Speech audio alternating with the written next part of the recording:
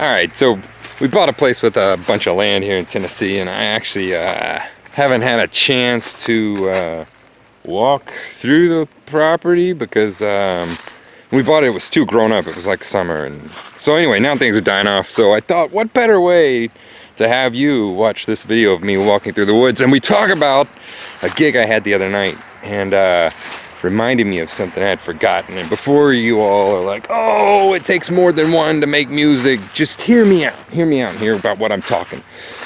So I'm on this gig, right? And the point of this is, it only takes one person to make this a music. I literally have no idea where I'm going, guys. we may wind up on the neighbor's property at some point.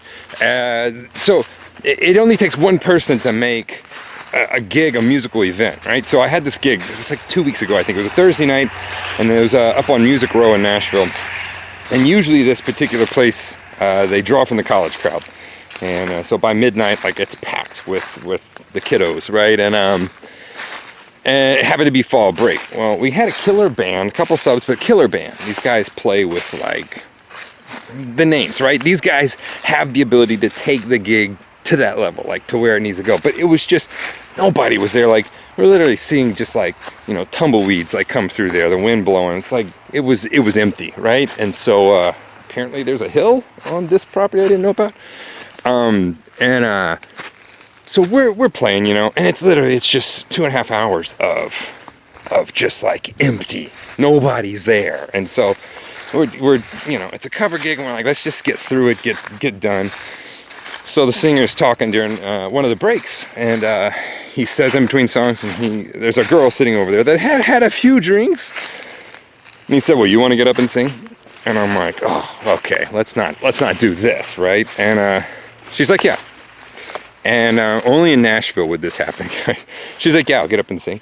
He said, wait, do you actually sing? She's like, yeah. And he's like, you know, don't worry about it. She said, well, don't offer if you're not going to let me. He said, all right, what else we got to do? I'm like, yeah, let her get up here. Like, it's either going to be really funny or really bad. So she gets up there and gets ready to sing, and the bass player and I look at each other and say the exact thing, like, right when we're starting. I'm like, this is either going to be really great or like recordable awful. Like, we should remember this type of thing.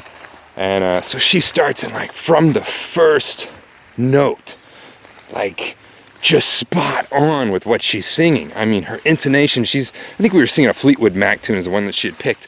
And she was just like, she's delivering the lyrics, but delivering in an original voice, just like beautiful, man. I was loving every minute of it. And I don't know which way I'm supposed to go here.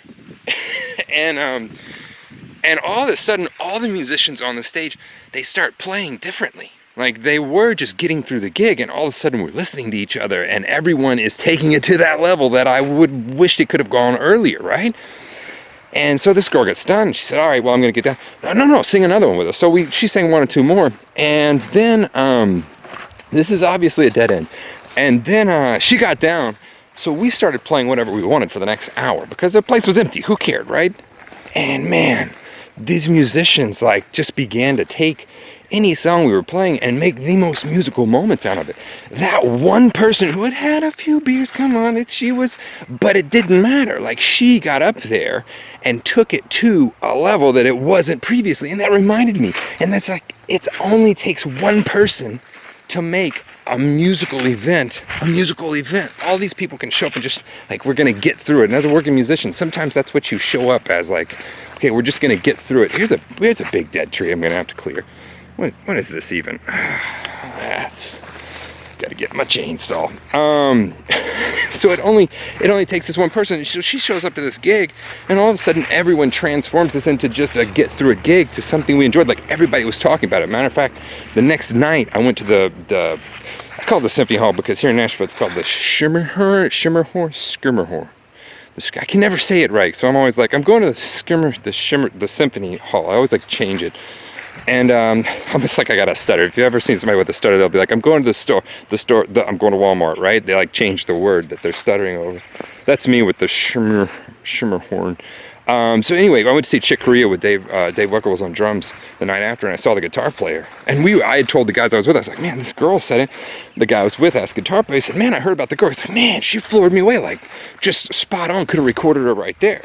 And The point of this rant in the woods is, she got back up towards the end of the night, and we actually had the like 7 or 8 people that were there at 2 in the morning went and got chairs so that they could listen, like not even party anymore. They actually went behind the bar, got a line of chairs, and made it into like a club atmosphere, right? And the reason they did that was because this girl had transformed the gig. It just took one person to make the music happen, to come in and be so committed to wanting it to be a musical moment that everybody else latched on. All right, brief interruption. This is our dry creek bed that apparently hasn't rained here in a while, and this is the most useless piece of, I don't even know what these things are called. They're hard, and if they fall off the tree and hit you, like you're gonna die.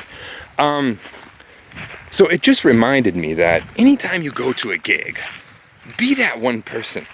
Like, be the person that shows up and wants to make this into a musical event. Be that one person that shows up and wants to get lost figuratively in the woods with the music, wants to have everyone else latch on to that and then create this music. It only takes one person to show up like that in your practice time. Be the person. You're like, Steven, I'm the only one in my practice time. That's the point. Show up at your practice time and commit to making it a musical moment. Commit to making it a musical event. You will be amazed at how much it transforms the time. This one cover gig, I was inspired for like a week by this girl that we just randomly were like, you want to get up and sing because we're pretty bored and this should be entertaining, and blew us away. So that's it. I'm pretty sure I'm on my neighbor's property at this point, but no.